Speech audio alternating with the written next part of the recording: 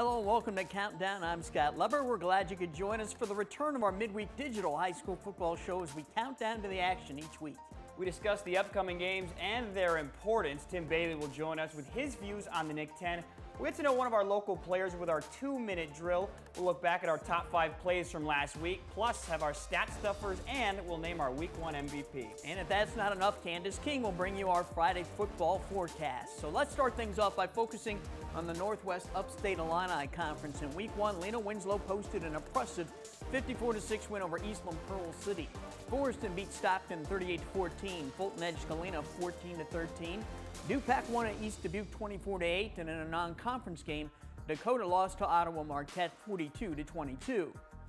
Just a few observations on that first game. It took Lee-Win a quarter to get rolling at APC, but the Panthers sure did. No one is surprised how strong they were, and they dominated even without their best two-way lineman, Ross Stabenow. He couldn't play because he didn't have enough practices under his belt due to some state fair obligations he had this month. Yeah, the Panthers are only going to get better once he steps on the field. Scott, you were at part of that game. Let's flip this to EPC, 54-6, obviously a lopsided loss, but consider the competition. What did you see from them?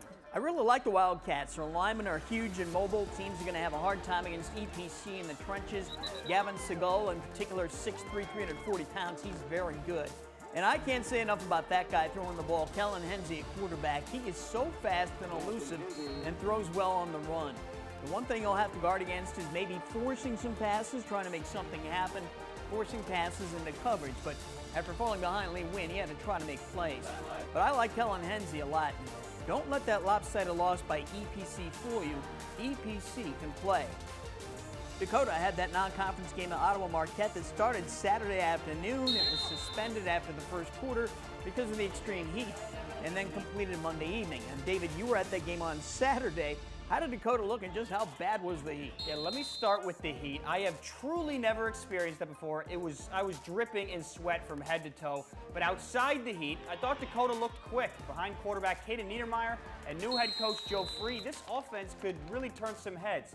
All things considered, it was a tough opening week for Dakota, who had to take 2 long bus trips to Ottawa, and now they have a short week to get ready for their second game. That's not the way you want to start the season. And losing to Ottawa Marquette, hey, that's no crime. That's a really good football program there. Now, let's touch on Dupac and Forreston. They both won big last Friday. Now, this week, they get set to play each other in what will be our game of the week at Pecatonica. Yeah, this should be a fabulous game. These two teams feel a little differently about their victories last week. Dupac felt like it didn't really play well despite defeating East Dubuque 24-8. Their high-powered offense wasn't exactly clicking. Oh, it definitely was sloppy. I mean, like I told our guys out there, a win's a win. You're never going to turn down a win, but we expect our guys to play at a lot higher level than they did on Friday night. And I think the expectations they had was to play at a higher level. I don't know if it's our 45-minute bus ride out there or the heat or what, the combination, all that, but it was just a really sloppy game, I thought, on our half. It was more of a first game, kind of working out the kinks and stuff, figuring out where our strong points are and stuff. And we definitely felt a little disappointed. We didn't play up to where we thought our potential is. Forreston, on the other hand, looked very good for an opening night in their 38-14 win against Stockton. The Cardinals turned out 456 yards of rushing. Forreston teams are known for putting up huge rushing numbers, but that total is impressive even for this program. We didn't score that much, but all of our drives were super long and our linemen were super focused. And if I were to give credit to those 465 yards, it would definitely go to my linemen just because of how well they do and how strong they are and how disciplined they are. Winning is the #1 priority, and that's always nice to win. But especially being week 1, you don't know what to expect. I think one of the best things is just having our kids come out and competing right away. Just flying to the ball still, giving full effort and competing, that's always great to see. I know last week wasn't your first rodeo, but it was your first rodeo as the head coach. Do you breathe a little easier after getting that first one under your belt? Yeah, I think so. Whatever that pit in my stomach kind of vanished closer to the end of the game. But yeah, it was a surreal feeling just to be able to play here. I had my senior year 10 years ago, and then come back and be an assistant. There's very few things that compare to the feeling that we had on Friday. So it was pretty awesome. We'll have more on that Forest and Peck game coming up on the news the next couple nights. That's the key game in the NUIC Friday night. Here are the other games. Dakota at Lena Winslow, EPC at Stockton, and East Dubuque at Fulton. Galena will have a non-conference game Saturday against Madison High School. Forest fans, stick around. We're going to be featuring one of your guys a little bit later here on Countdown. Right now, let's switch to the Big Northern Conference. Last Friday, North Boone blanked Lutheran 35-0. Byron shut out Stillman Valley 35-0. And Dixon did the same to Oregon. Genoa Kingston beat Winnebago 26-3. And Rock Falls blasted Rockford Christian 50-0. It's going to be a long season for Rockford Christian. The Royal Lions are very, very young. And that is asking a lot of young kids to compete in the Big Northern Conference. I thought coming into this season there were 3 teams that were above the rest in this conference: North Boone, Byron, and Genoa Kingston. I think we saw some of that last week. Now, David, North Boone was my pick to win the conference, just slightly ahead of Byron with GK third. The Vikings were impressive at Lutheran. Yeah, anyone who thought there would be a drop-off in quarterback play after the loss of Logan Emanuel from graduating last year, his replacement, junior Chandler Alderman, was spectacular. He threw for 4 touchdown passes, 3 went to Will Dutch, and Dutch is simply going to be a headache all season long for everyone in the Big Northern. Plus, Isaac Ortiz isn't a bad second option at receiver for the Vikings. He hauled in the other touchdown from Alderman. And the Vikings don't just have talent in the skill positions, they are solid across the board. Genoa Kingston went on the road last Friday night and took it to Winnebago. The Cogs aren't flashy. They just line up and try to beat you on the line of scrimmage and try to control the game with their running attack and sound defense. You win a lot of football games doing that. Yes, you can. Now, Winnebago's a young team. I think, though, they're just trying to get better every week. That's their goal. And if Bago can do that, I think they're going to be happy. And the other team in that Big 3 of the Big Northern is Byron. You were at the Tigers' win against Stillman Valley. How did the Tigers look to you? Exactly like I thought they would. Crisp, balanced, talented, well-coached. They weren't as sharp in the first half as they were in the second half, but they got some kinks worked out pretty quickly. Byron's a team that, to me, seems to have a high football IQ to go along with its talent and experience. Tigers are going to be real tough to beat in the Big Northern. And don't write off Stillman Valley despite that lopsided score. The Cardinals' week last week was topsy-turvy. The team and the school district dealt with some COVID issues. We'll probably know a lot more about the Cardinals after this week. Well, this week in the Big Northern, Winnebago plays at Byron, North Boone is at Dixon, Lutheran's at Genoa Kingston, Rockford Christian at Oregon, and Rock Falls at Stillman Valley. Going to be another tough test for Winnebago at Byron. It will be. In that second game, we'll get a better handle on Dixon since they'll be facing much different competition this week in North Boone. Lutheran, for the second week in a row, will have another tough one at GK. Rockford Christian and Oregon's a big one for both of those teams. Wins could be a little hard to come by for those teams this season, so we'll see which one seizes an opportunity here. Rock Falls and Stillman Valley might be the wild card game, the one most hard to predict. It's hard to know what to make of Rock Falls blasting Rockford Christian last week, and again, Stillman Valley had a wacky week dealing with COVID. I'm interested to see how this one is going to play out.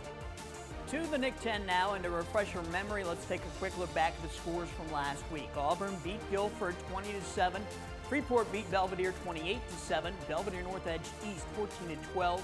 Boylan routed Jefferson 68-14. And Hononegah won the big one over Harlem 14-6. Nice wins there by Auburn and Freeport out of the gate. The Belvedere Northeast game, well, that was such an emotional night with the ERAB sadly losing a player. I'm not quite sure what to take away from that one. Yeah, you just hope the ERABs can work through all of their emotions and pull back together.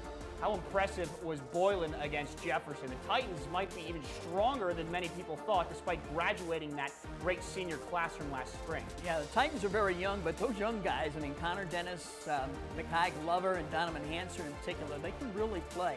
And then Hononegah and Harlem, the 2 powerhouse teams, battled hard. David, you were at that game. What did you take from that?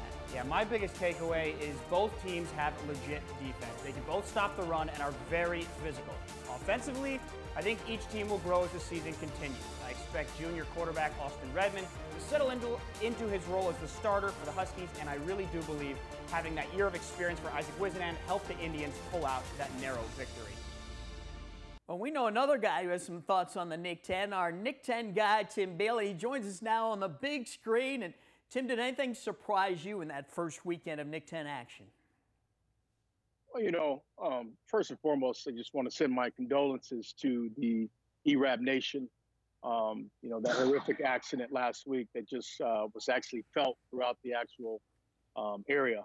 That there was just it was very hard it was a very hard pill to swallow. And I'm just hoping the East can continue to bounce back and just get back on the road to, playing the game, those kids playing the game that they love to play. But just a tragic loss over there at East High School. So, that's first and foremost. But as it relates to the rest of the conference, to your question, you got to tip your hat off to Boylan. I mean, just the points that they were able to put up. Some people would argue with me and say, well, look who they played. I get it. They played Jefferson. But if you look at Boylan's offense, they are stacked at the running back position this year with Glover and Hansard. I mean, these are two backs that you're going to really have to game plan for as a defensive coach. And Tim, going back to your first point about East, I want to touch on that a little bit. You are very close with Coach Griffin. He's kind of a part coach, part psychologist for his team right now. How do you think he's handling that? I think he's handling things well. It's a tragedy in the ERAP family. You hate to lose any kid. Rather he or she could be playing a different sport. Unfortunately, this kid played football, and I think Coach Griff is really handling things well over there at East, just really getting his kids to stay focused. And I'm pretty sure it's really hard to do. I'm not in his shoes. I'm surmising right now at what he's probably experiencing, but to my knowledge and the relationship that I have with Coach Griff and knowing him the way that I know him, I think he's going to bounce back from this one. I think he's going to get those guys, ready to play, this week. And I think East is going to they're going to use this as motivation. I think going forward. Let's touch on that Hononegah-Harlem game for just a minute again. Such a big game right out of the gate. And Tim, you in high school and college played in numerous big games. How hard is it going to be for Harlem to bounce back from that? How do they go about, getting themselves back up after losing such a big game right away in week one? Well, first of all, I mean, as long as those kids understand that, that was just week one. You wanted to beat Hononegah. I mean, I'm pretty sure, after the season ended last year, they saw that, Hononegah was on their schedule and everybody's focus was, let's get ready for Hono. Let's get ready for Hono. Well, now you got to get ready for your next test. And understand that, you have to be able to overcome adversity. You have to be ready to rise and get ready for that next challenge. So I think Harlem's going to bounce back from this. I don't think it's the end of the road for Harlem. I think we're going to be talking about Harlem, in week 8, week 9, potentially playing in the championship game with one of the top tier teams in the conference. And like you said, this was such a highly anticipated matchup all summer long. On the flip side for Hononegah, having had all that anticipation and then coming out with a win in week 1, now going into, let's say, potentially a lesser opponent, how do they stay up and try to continue this momentum and not lose focus? Well, I'm pretty sure Coach Zimmerman, did a good job after the game, just, rallying the guys up and saying, guys, hey, let's relish this for 24 hours. We got the Vikings coming up, week 2, you got to prepare.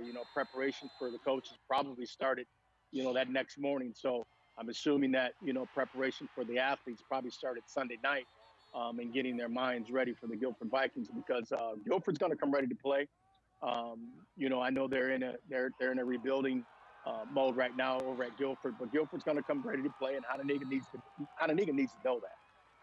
Let's put up the Nick 10 schedule for this week. Freeport will play at Auburn, East at Belvedere, Belvedere North at Boylan, Hononegah at Guilford, and Jefferson at Harlem. So, Tim, let's zero in on the Belvedere North at Boylan game, because those two teams are both 1-0 right now. What kind of stands out to you about that matchup? Well, I think this has always been a really good matchup, for years, Belvedere North and Boylan. I think, after watching some film on Belvedere North and East last week, Belvedere North is going to really have to cut down on the turnovers, because Boylan's a team, they're going to capitalize off the turnovers if there are any turnovers. So, I think Belvedere North needs to understand that, you need to protect the football.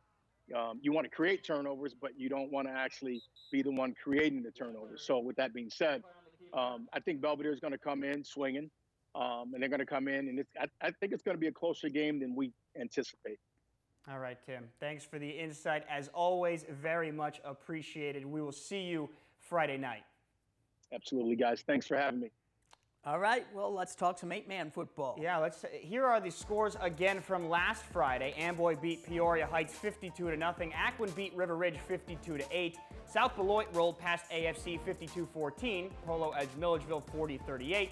And Orangeville won its 8-man debut over Alden Hebron 67-14. You know, I can see Orangeville and Ackman really dominating teams at that 8-man level. That league got a whole lot stronger with their arrival. And Milledgeville, that's another good addition, too. Well, this Friday, Amboy plays at Milledgeville, Polo at AFC, Alden Hebron at Hiawatha, and River Ridge at South Beloit. On Saturday, Ackman will host Milford Cissna Park, and Orangeville will play at St. Thomas More. Well, we'll reveal our top 5 plays of the week from week 1 and our MVP in a moment. Right now, let's get to know Forest and tight end linebacker Cole Becker in our 2-minute drill.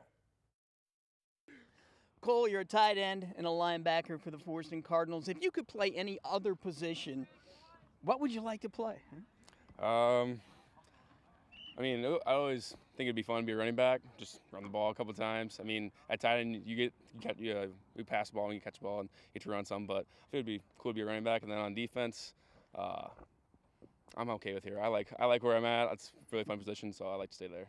You're a great athlete. You also play basketball. What sport, though, do you stink at? I mean, no matter how hard you try, you just cannot, do it very well. Huh? I used to play baseball, but I was not the greatest at it. Just never was good at it, so I just kind of gave up on that and focused more on basketball and football.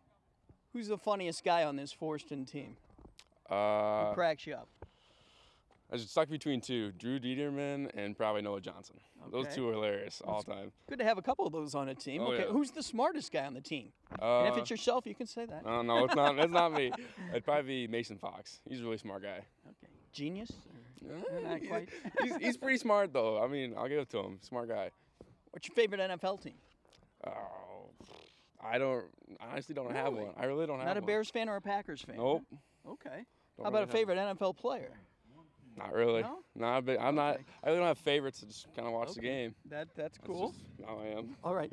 What's your game day, pregame or day of game ritual that you go through as a habit to prepare yourself for the game? Well, ever since sophomore year, when Derek DeFries was still around, we'd always go to his house and we'd eat and play video games and stuff and just chill out before games. So now his younger brother Casey's now with us, so we can continue the tradition and still go there every time. Okay. What other talent do you have? What else are you good at outside of athletics? Anything, huh? I'm sure there's something. I'm good with my hands. Okay. I'm building things? Or? Yeah. Grew up on a farm, so good with working on machinery and stuff like that. What's a bigger thrill for you, scoring a touchdown or getting an A on a really tough exam? Touchdown for sure. Touchdown for sure. Everybody would go with that. I would go with that too. Oh yeah, for sure. All right, thanks to Cole for being a good sport. Well, it's time to count down our top 5 plays from week 1. David, you start us off. All right, top play number 5 is Lena Winslow, linebacker Brogi, coming up and making a shoestring tackle on EPC quarterback Kellen Enzi. Man is a force on the defense. He was first team all-conference last season. Top play number 4 is North Boone's Will Dutch, highlighted here on defense. And look at how quickly he shoots across the line of scrimmage at the snap and brings down Lutheran King Hughes for the sack. Dutch almost beat the ball there. Seriously. Top play number 3 is Javious Catlin doing Javious Catlin things, breaking into the secondary and leaving Belvedere North's defense in the dust. That was a 75-yard touchdown run for Catlin. Here's another guy with great speed in our number 2 top play, Dakota junior Adrian Ariano. I'm told by Coach Free that Ariano has run a school record 4.44 40-yard dash. I think the Ottawa Marquette guys believe that after watching Ariano take that kickoff to the house on them. And our number 1 top play from week 1, Honolulu's do-it-all guy Bryce Goodwine racing down the field, extending and making that tremendous catch against Harlem. Great concentration by Goodwine. A little credit to Isaac Wisenan for the pass, but Goodwine, what a special catch. Yes, it was. Now for our week 1 stat stuffers. Byron running back Chandler Binkley rushed for 3 touchdowns, and a 4th one called back by a penalty. Will Dutch of North Boone hauled in 3 touchdown passes. He also played great on defense. How about the guy throwing him the football? North Boone QB Chandler Alderman threw 4 touchdown passes in his first varsity start. Lena Winslow's Brady Eilders rushed for 2 touchdowns on offense. He also had a pick 6 on defense. And Orangeville's Gunnar Lobdell had himself a game. He rushed for 3 touchdowns, hauled in a touchdown pass, and he returned a kickoff for a touchdown. Not a bad day's work. Not at all. And our Week 1 MVP on Countdown is Ackland quarterback Evan Brogi. All he did was rush for 322 yards and 5 touchdowns in the Bulldogs' blowout win at River Ridge. He might have a Will Gustafson type season. Evan's going to put up huge numbers in 8-man football. Well, in Week 1, the hot weather had players everywhere cramping up. So what can we expect weather-wise this Friday night? Here's Candace King with our Friday football forecast. Yeah, thanks, guys. You know, this Friday going to be a little different weather-wise than what it was last Friday, where temperatures were in the 90s, a little on the steamy side. This Friday, we might have a couple of showers that we'll have to be concerned with going into the morning and then towards the evening. Doesn't look like we'll have any thunder, so I don't think that is going to delay the game, but it will be on the cooler side. So maybe some rain gear or an umbrella, and definitely some sweater-type weather. Now, early evening for some of the early games, temperatures will start off in the 70s. We've got a few showers that'll be out there. We'll call it personal foul weather on the field, just with some of the clouds and some of those showers heading home. We're also going to be dealing with a few lighter rain showers that'll carry us over into Friday night. And then the same thing for Saturday before drying out a little Saturday evening. Back over to you. Keep that unnecessary rough weather away. Thanks, Candace. Hey, be sure to join us Friday night for all the Week 2 highlights on Overtime. That comes your way live at 11 p.m. on Fox 39. It will also be rebroadcast on Fox 39 Sunday mornings at 9. This is, of course, Countdown. Watch for it each week on our website, mystateline.com, and on our WTVO YouTube page, and on social media as we count down to each weekend of action. We'll see you Friday on Fox 39.